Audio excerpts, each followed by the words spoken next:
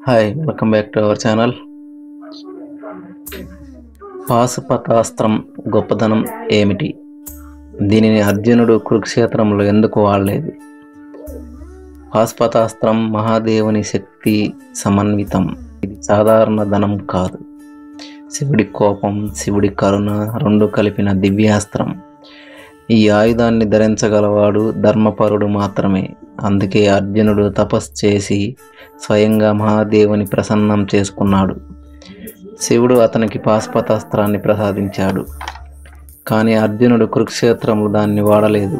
ఎందుకంటే ఈ ఆయుధం ఒకసారి మాత్రమే ప్రయోగించాలి.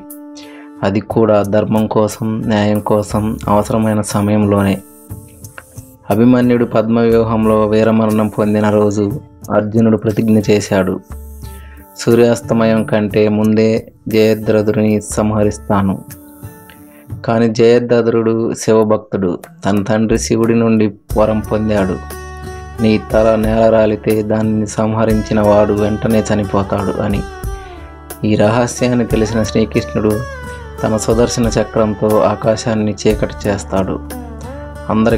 అందరికీ సూర్యాస్తమయమైందన్న భ్రమ కలిగింది. ఆ భ్రమలో ఆనందంతో బయటికి వచ్చాడు జయద్రథుడు.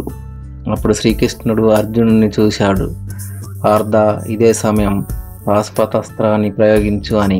అర్జునుడు క్షణం ఆలస్యం చేయలేదు. దివ్యశక్తిని ఆవాహన చేసి జయద్రథుని తలను నరికేశాడు. ఆ తల జయద్రథుని తండ్రి ఒడిలో పడింది. అతను గమనించక నేల రాలగానే శివవరం సత్యమై ఇద్దరు మరణించారు.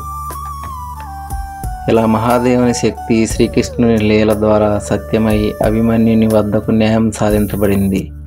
పాశుపతాస్త్రం శివశక్తి ధర్మయుద్ధంలో వెలుగొందిన దివ్యాస్త్రం. జై మహాదేవ, జై కృష్ణ, జై పార్థ. ఈ వీడియో మీకు నచ్చినట్లయితే లైక్, షేర్ అండ్ సబ్స్క్రైబ్ చేయండి. Thank you for watching.